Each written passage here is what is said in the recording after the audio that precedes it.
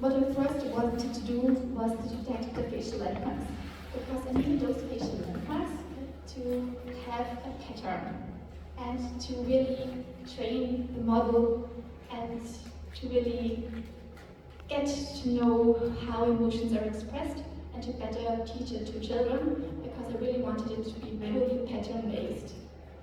And the final result was able to, purely on the facial landmarks and the pattern in the face, to distinguish between the emotions of anger, disgust, fear, happiness, sadness, surprise, and neutral expression. And also, the images the children were shown, these key facial features were emphasized. So, if you're angry, for example, you press together your lips, and also your eyebrows move together. And for example, for disgust, your upper lip, moves upwards. So these were purely pattern-based feedbacks. And I did this to make it more transparent to the child, because if you really want to receive feedback, you want the child to understand the feedback as well. And that's why I use the same techniques to detecting the emotions as to teaching the emotions to the child.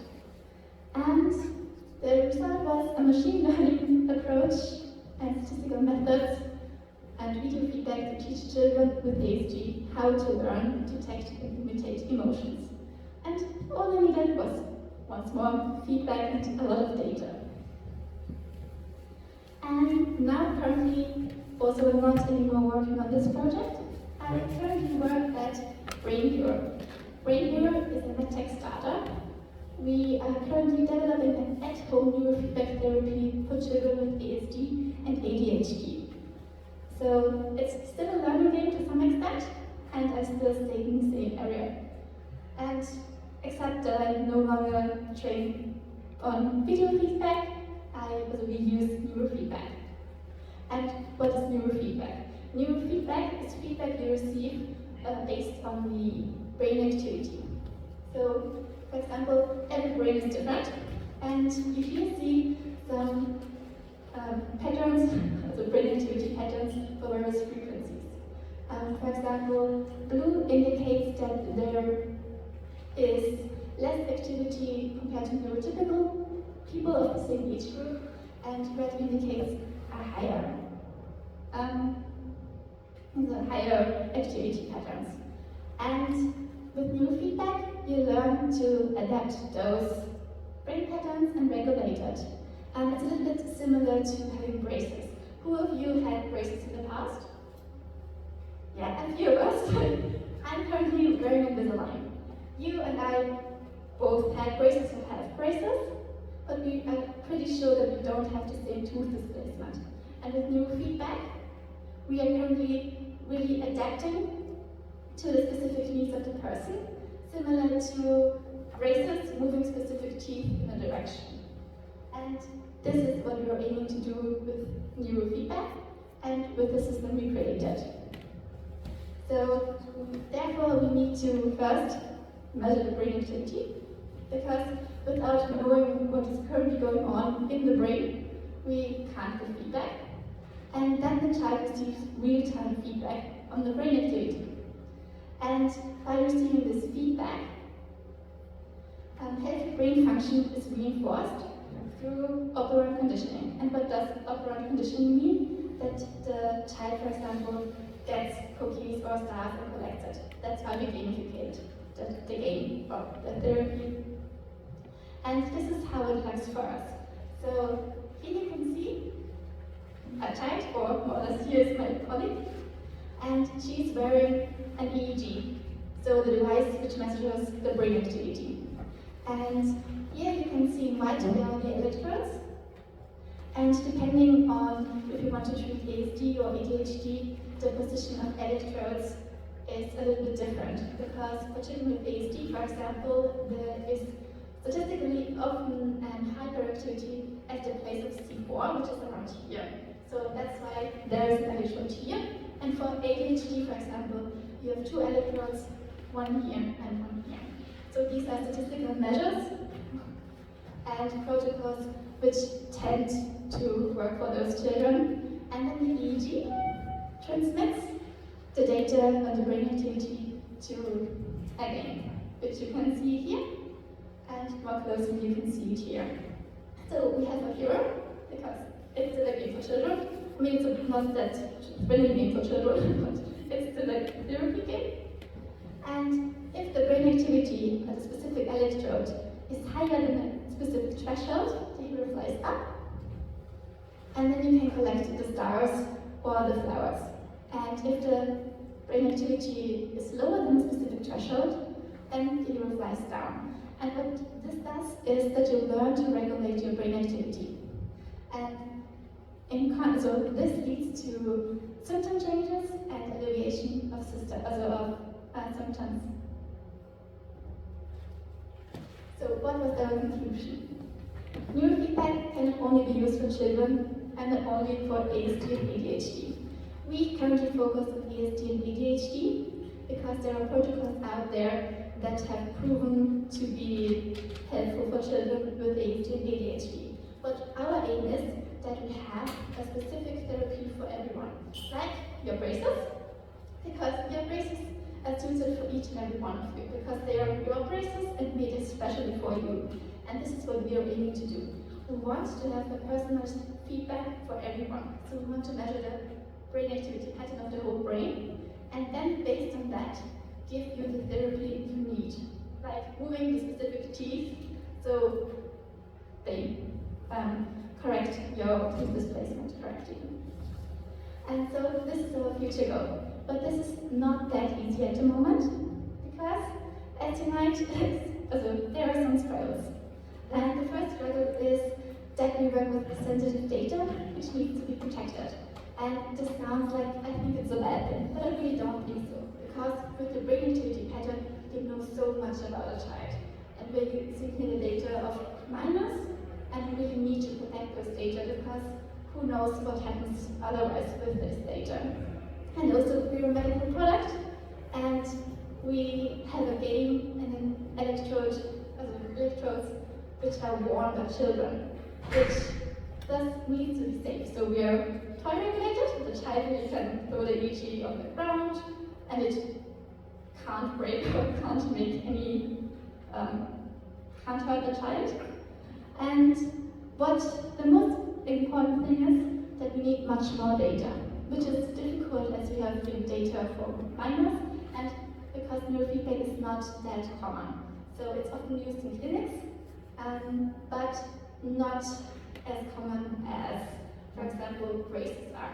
Because braces, almost everyone had braces in the past or has braces, but hardly any of us probably ever undergone an EEG or received neurofeedback training. So this is why we need much more data on this.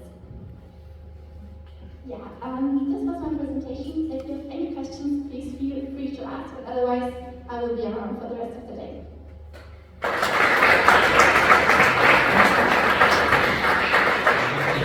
you have questions in the audience?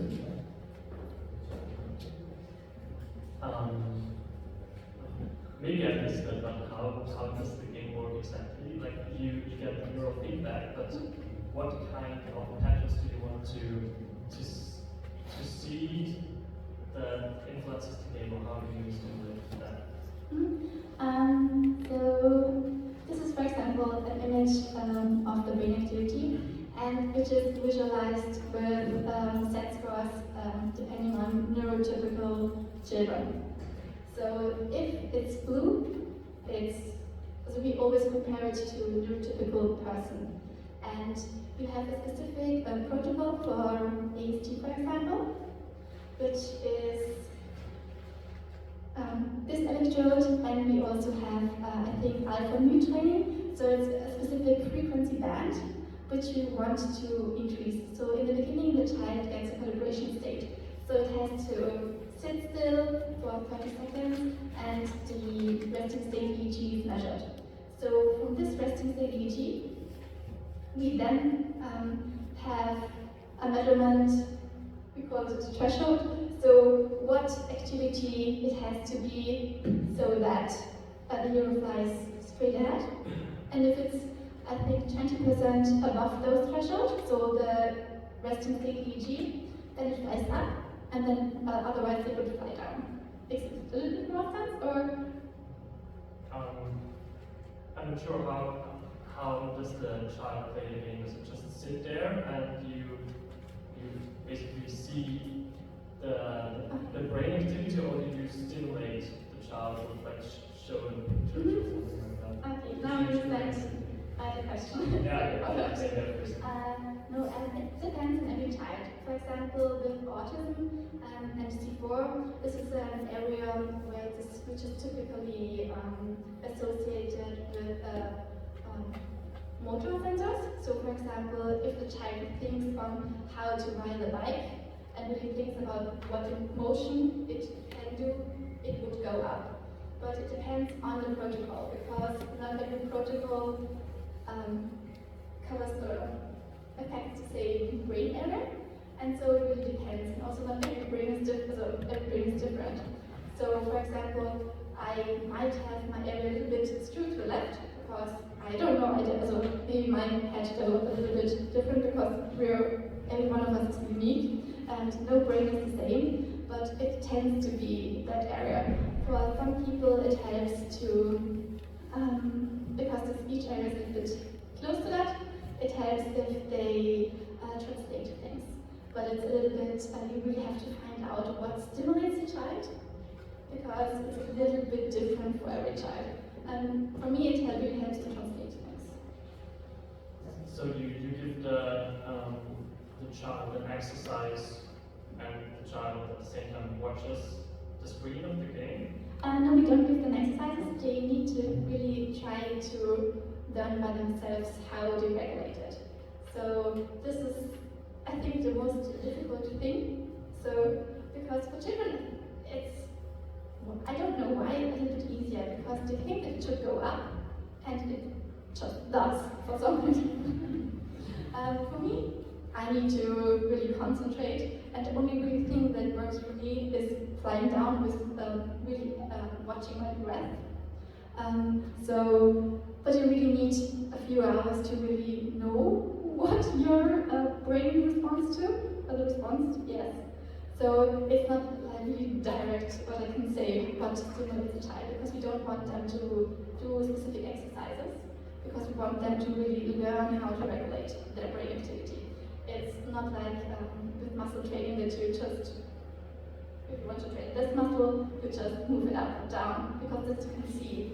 This you can't see. I mean, with neurofeedback, we try to visualize it, but we don't really are in control of our brain that much. It's not that easy. But with neurofeedback and meditation, you try to learn to regulate it. Wow, this is insane. Thank you. Any other questions?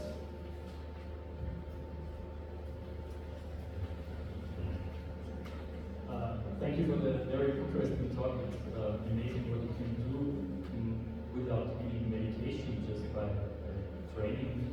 What's not really clear to me is why do you do it? I mean, what aspect of the children's life has to improve? Some artists had also mental impairments. They were quite unhappy. On the other hand, very creative. So sometimes this goes hand in hand. And with this approach, maybe you just bring them more to the normal in both directions. We're not really trying to change people. This is not what we intended to do. The story of why Brainhero exists is that from the founder, Christoph Gatz, the daughter is affected with ASD, and the therapist really said to them, because the child had, they really asked, the German word is empfehlen. They recommended to have neurofeedback.